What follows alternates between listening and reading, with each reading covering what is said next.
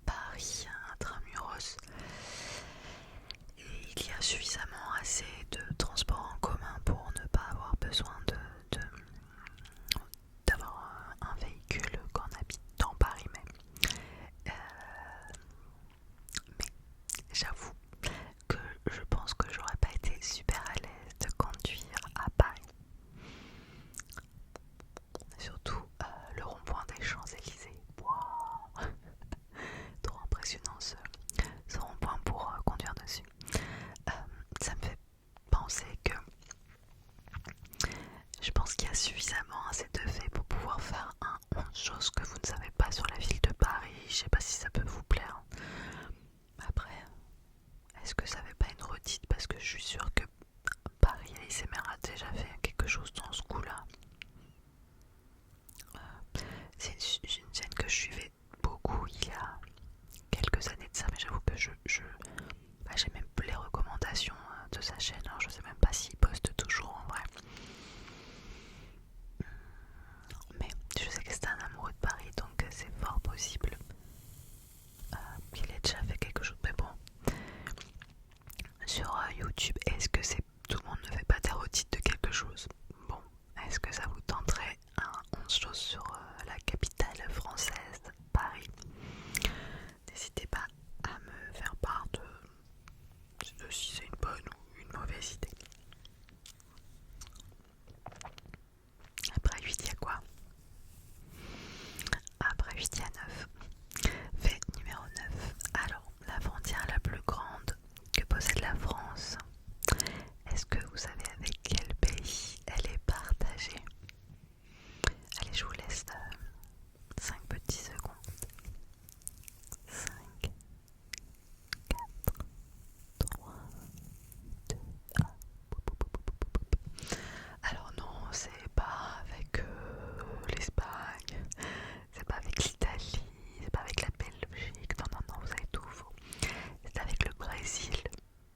Et ouais, en effet, c'est grâce à la Guyane française que nous possédons une frontière terrestre avec le Brésil. Il s'agit de notre plus grande frontière. Elle fait 730 km de long. À titre de comparaison, la frontière France-Espagne fait 623 km de long. Bon, c'est pas mal aussi, 623 c'est quand même grand. Alors, grâce à la Guyane française, nous possédons une frontière terrestre avec le Brésil. Il s'agit de notre plus grande frontière. 730 km de long. À titre de comparaison, la frontière France-Espagne fait 623 km de long. Est-ce que vous le saviez? Et est-ce qu'on n'est pas sur l'avant-dernier fait? Passe vite. L'armée française est la seule d'Europe à compter encore des pigeons voyageurs dans ses rangs. Entretenus au Mont Valérien près de Paris, ces pigeons peuvent être utilisés pour effectuer des transmissions en cas de catastrophe majeure. L'armée française est la seule d'Europe à compter encore des pigeons voyageurs dans ses rangs. Entretenus au Mont Valérien près de Paris,